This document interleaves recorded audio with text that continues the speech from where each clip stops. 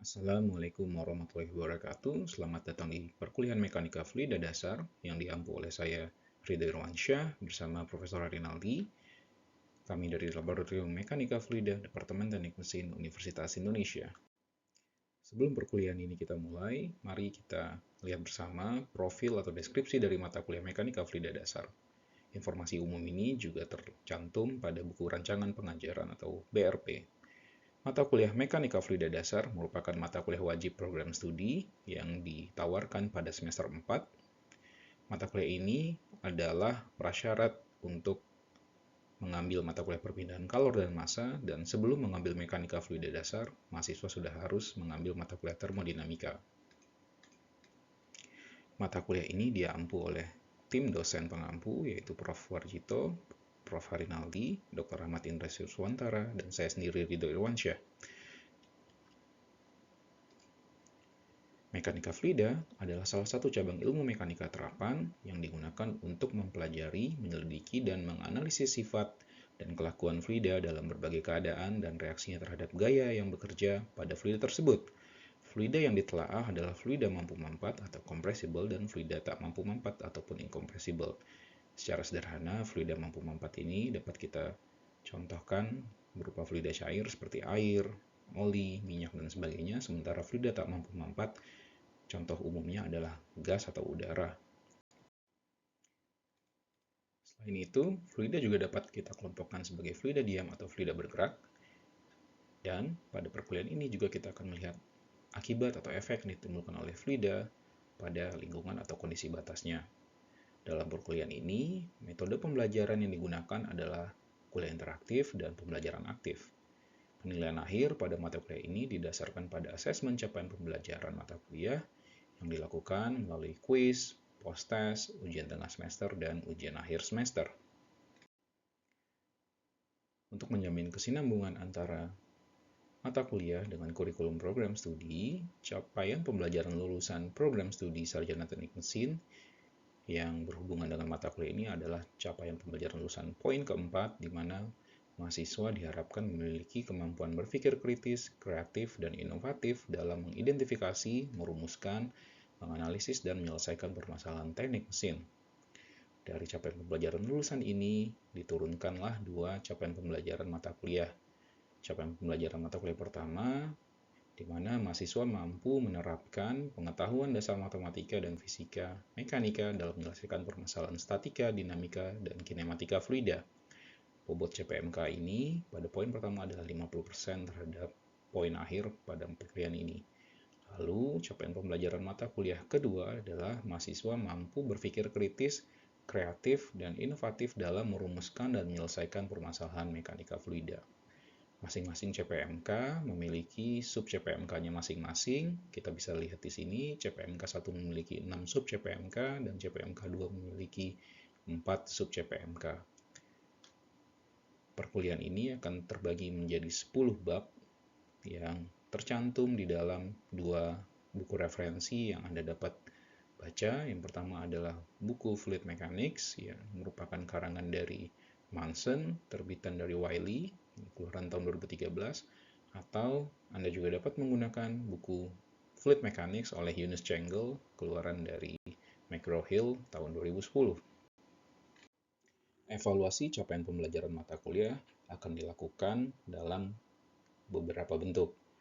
Ujian tengah semester, ujian akhir semester, kuis, makalah kelompok, dan diskusi kelompok akan digunakan untuk mengevaluasi beberapa sub CPMK. UTS dan UAS akan mengevaluasi sub CPMK 1 hingga 6, sementara UAS sendiri akan mengevaluasi sub CPMK 7 dan 10. Sementara itu, kuis akan mengevaluasi beberapa sub CPMK, jadi tidak secara keseluruhan sub CPMK akan memiliki kuis, hanya beberapa sub CPMK yang dievaluasi di kuis. Lalu ada sub CPMK 8 dan sub CPMK 9. Dua sub CPMK ini memiliki bab atau materi yang berkaitan dengan aplikasi di dunia nyata, sehingga ada dua bentuk evaluasi berupa makalah kelompok dan diskusi kelompok untuk mengevaluasi sub CPMK tersebut. Lalu masing-masing bentuk evaluasi memiliki bobot sebesar 30% untuk UTS, 30% untuk UAS, sementara rata-rata nilai kuis akan menjadi 20% dari nilai akhir, dan masing-masing makalah dan diskusi kelompok memiliki bobot 10% terhadap nilai akhir. Pada video kali ini, kita akan membahas salah satu bagian dari bab aliran internal atau aliran di dalam pipa yang berhubungan dengan sub CPMK 9 di mata kuliah Mekanika Fluida Dasar. Aliran fluida di dalam pipa merupakan fenomena yang sering kita jumpai dalam kehidupan sehari-hari, dari skala rumah hingga skala besar di industri seperti industri proses yang ada pada ilustrasi gambar ini. Sebetulnya ada dua fungsi utama kenapa pipa digunakan untuk mengalirkan fluida. Pertama, fluida yang dipindahkan melalui saluran tertutup itu berfungsi untuk menjaga perbedaan tekanan antara fluida yang mengalir di dalam saluran tersebut dengan lingkungannya. Lalu, yang kedua, pipa bundar sering digunakan untuk memindahkan fluida melalui jarak yang singkat ataupun jarak yang jauh.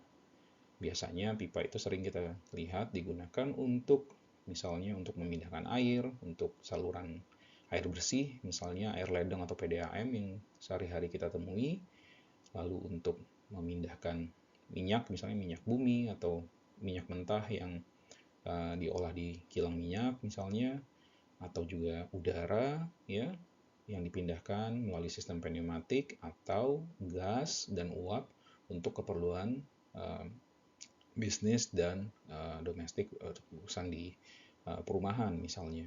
Selain itu, ya, saluran atau pipa juga digunakan untuk mentransmisikan tenaga di mana fluida bertekanan tinggi dipindahkan dari satu titik ke titik lain.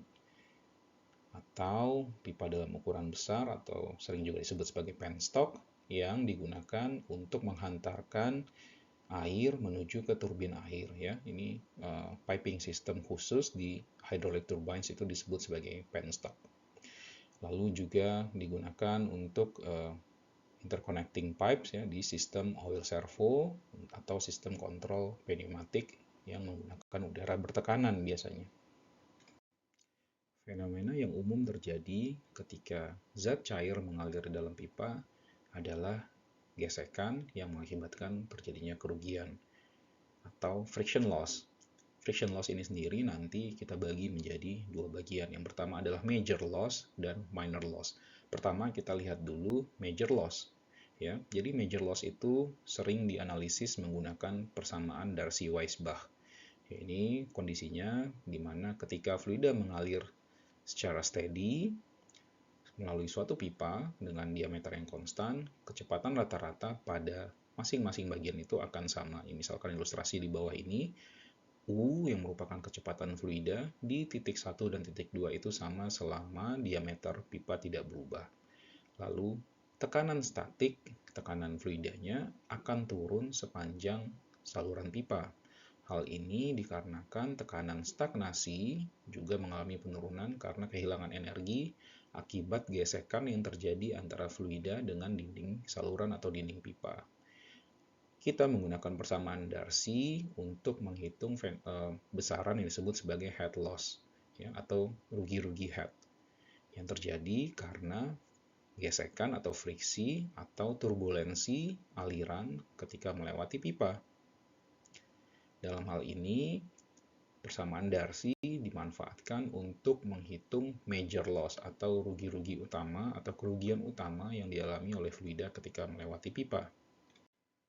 Persamaan Darcy yang digunakan untuk menghitung head loss memiliki bentuk akhir sebagai fungsi dari F yang merupakan friction factor atau faktor gesek, L yang merupakan panjang pipa, U kuadrat, U merupakan kecepatan fluida, dibagi diameter pipa, dibagi 2 dikali gravitasi. Atau kita juga bisa menggunakan bentuk lain dari persamaan Darcy, yang merupakan fungsi dari 8 dikali faktor friksi, dikali panjang pipa, dikali kuadrat laju aliran atau volume flow rate, dibagi dengan P kuadrat dikali gravitasi, dan dikali 5 dari diameter pipa.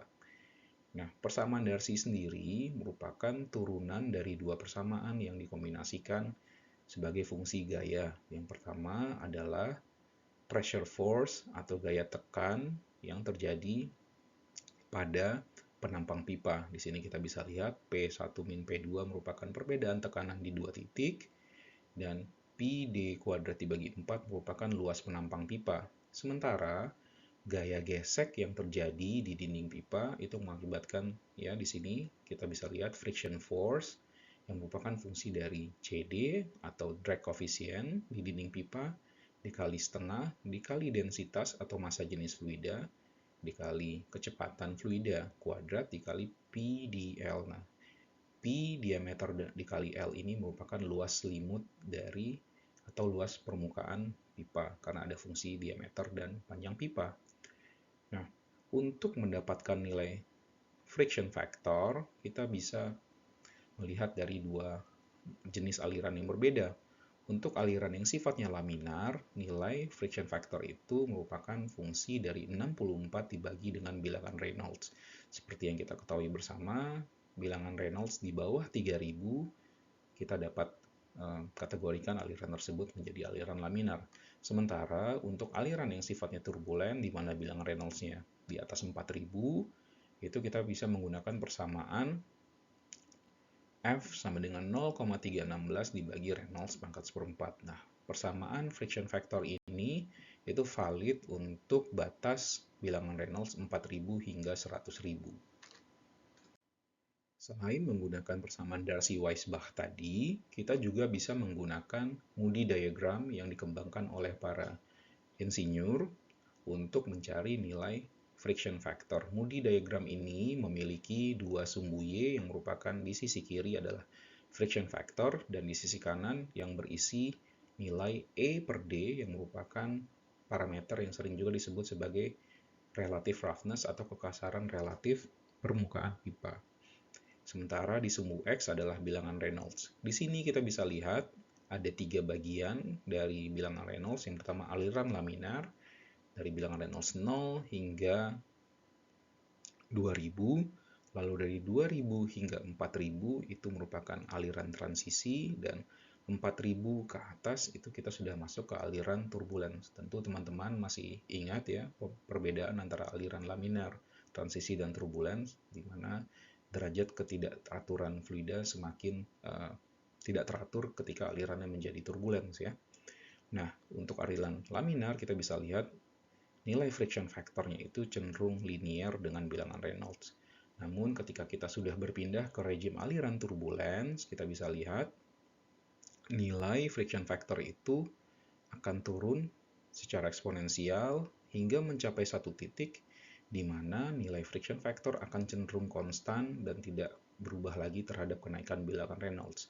Nah, di sini kita bisa melihat misalkan ketika kita punya aliran fluida dengan bilangan Reynolds misalkan 2 juta atau 2 kali 10 pangkat 6, dan kita punya nilai kekasaran relatif 0,002. Jadi kekasaran relatif ini adalah fungsi dari kekasaran permukaan pipa dibagi dengan diameter pipa. Di sini kita bisa lihat ketika nilai kekasaran relatif 0,002 dan bilangan Reynolds 2 juta, maka nilai friction factor-nya adalah sekitar 0,025 atau mendekati 0,025. Ini pendekatan pertama, kita bisa menggunakan Moody diagram untuk mendapatkan nilai friction factor. Pendekatan lainnya, kita bisa menggunakan persamaan Colebrook ya, yang merupakan fungsi dari 1 dibagi akar F sama dengan minus 2,0 log dari relative roughness dibagi 3,7 ditambah 2,51 dibagi Reynolds dikali dengan akar friction factor. Kita lihat di sini, baik di sisi kiri ataupun sisi kanan persamaan, itu terdapat faktor friksi atau friction factor yang sebetulnya akan kita cari. Nah, karena dia ada di dua sisi, persamaan Colebrook ini membutuhkan metode iterasi ya, secara semi-numerik mungkin approach-nya untuk mendapatkan nilai super F ini. Jadi langkah pengerjaan permasalahannya nanti akan sedikit lebih panjang dibandingkan kita melihat nilai dari Moody diagram. Jadi untuk sisi praktikal, kemudahan penggunaan Moody diagram lebih dianjurkan untuk menyelesaikan permasalahan-permasalahan yang berkaitan dengan friction loss di dalam pipa.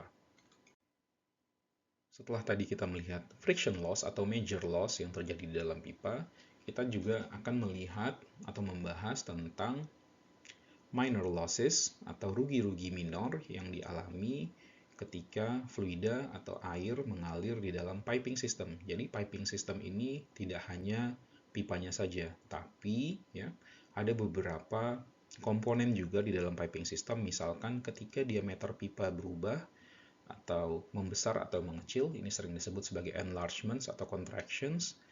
Dan sering juga di piping system itu ada belokan atau bends ya, ini sering juga disebut sebagai elbows, atau di piping system juga ada katup atau valve ya yang mengatur laju aliran.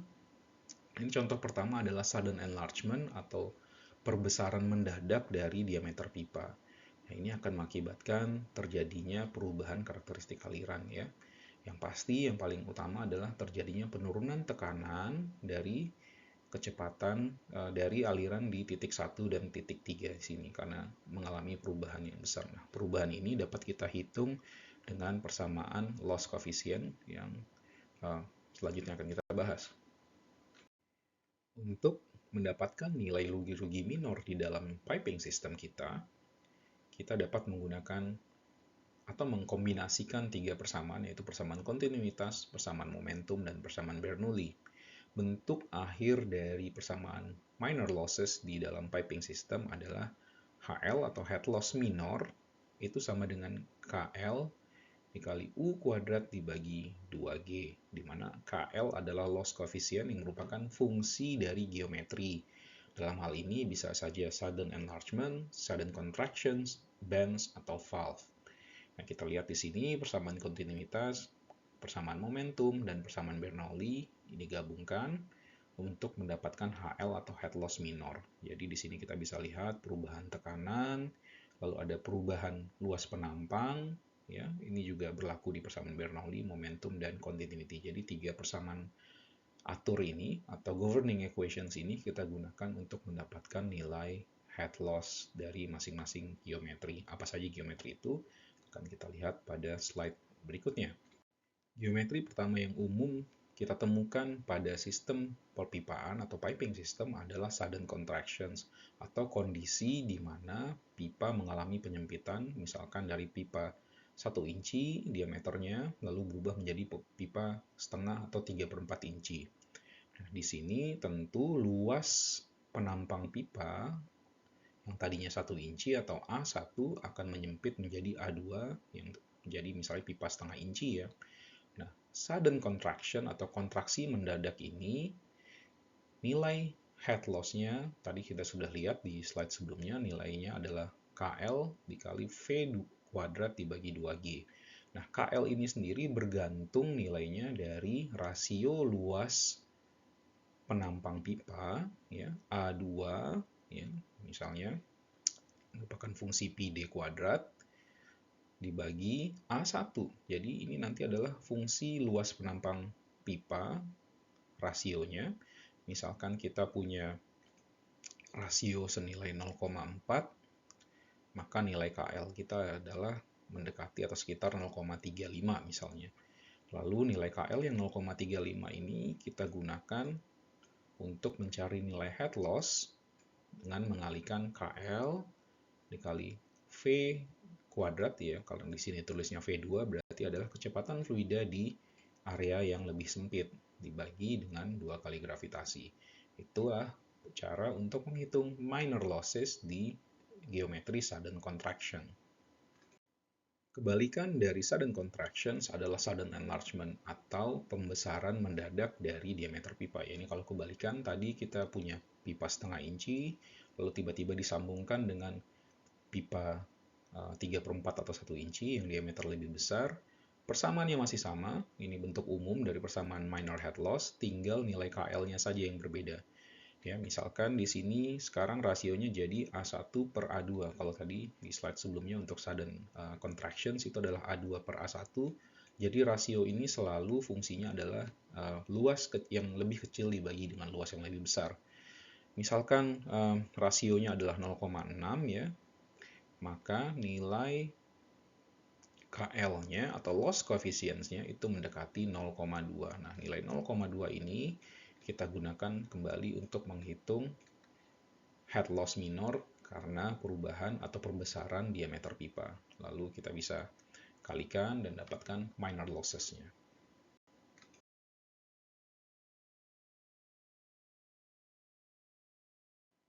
Minor losses dari sistem perpipaan juga dapat datang dari sisi masuk pipa. Misalkan ya kita menghubungkan dua tangki dari titik A ke titik B.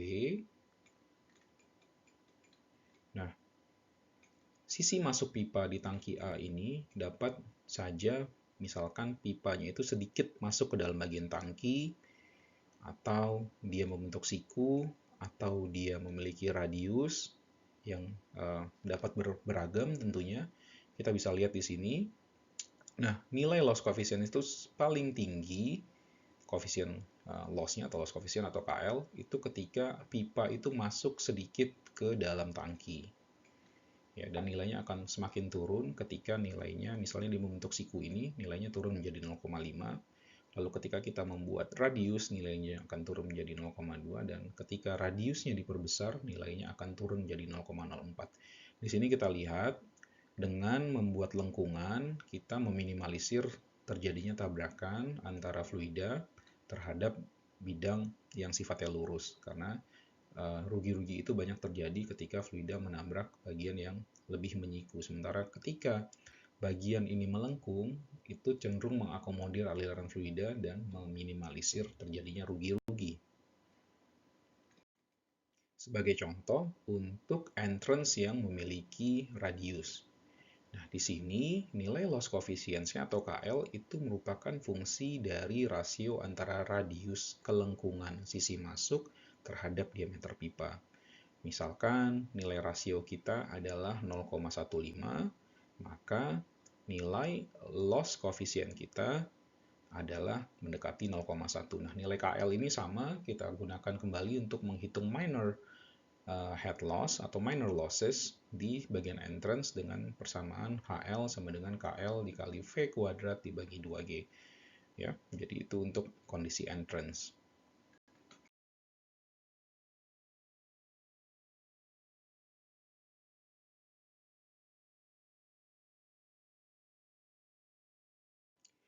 Jika sebelumnya kita sudah melihat efek minor loss pada sisi masuk, sudden contraction, sudden enlargement, sekarang kita melihat efek minor loss karena adanya belokan atau siku pada piping system kita. Nah, ini kita pertama lihat elbows atau bends yang membentuk siku. Nah, di sini nilai KL-nya itu mencapai 1,1 untuk bends atau elbow yang tidak kita ganggu alirannya. Nah, ganggu dalam tanda kutip ya. Nah, kita ganggu dengan tambahan yang disebut sebagai guide veins atau pengarah aliran. Pengarah aliran ini dibuat melengkung agar meminimalisir kecepatan fluida yang menabrak dinding sisi tegak ini. Jadi dengan diarahkan, kita akan meminimalisir gesekan yang terjadi antara fluida dengan dinding yang tegak ini. Jadi diarahkan sehingga loss coefficient yang tadinya 1,1 akan turun hingga mencapai nilai 0,2. Jadi penurunannya cukup signifikan dengan menggunakan guide veins ini. Ya, ini kita memanipulasi aliran dengan menempatkan semacam flow control device ya, atau yang mengatur alirannya. Jika pada slide sebelumnya kita sudah melihat bends atau elbow yang memiliki profil siku, di slide kali ini kita akan melihat elbows yang sifatnya atau profilnya melengkung. Jadi di sini elbow yang melengkung atau bends yang melengkung ini, nilai loss coefficient-nya itu bergantung dari rasio antara radius, ya, radius itu merupakan jari-jari dari sudut 90 derajat terhadap titik tengah elbow kita. Dan ini rasio terhadap diameter elbow itu sendiri. Nah, bergantung dari nilai elbow dan radius elbow dan relative roughness, maka nilai KL itu akan berbeda-beda. Jadi masing-masing kurva ini mewakili nilai relative roughness yang berbeda. Untuk nilai relative roughness yang semakin kecil, maka nilai loss coefficient kita juga akan semakin kecil. Sama halnya dengan sudden contraction atau sudden enlargement, nilai KL ini kita gunakan untuk menghitung minor head loss atau minor losses di bagian bands yang memiliki profil melengkung. Demikianlah materi pembahasan kita mengenai major dan minor losses pada sistem pipa, yang mana nanti akan kita manfaatkan untuk materi selanjutnya, di mana nilai losses ini, baik major maupun minor losses, dapat kita gunakan untuk memperkirakan seberapa besar daya pompa yang dibutuhkan untuk mengalirkan fluida di dalam piping system kita. Demikian materi ini kita sampaikan. Terima kasih atas perhatian Anda. Assalamualaikum warahmatullahi wabarakatuh. Assalamualaikum warahmatullahi wabarakatuh. Selamat datang di perkuliahan Mekanika Fluida Dasar yang diampu oleh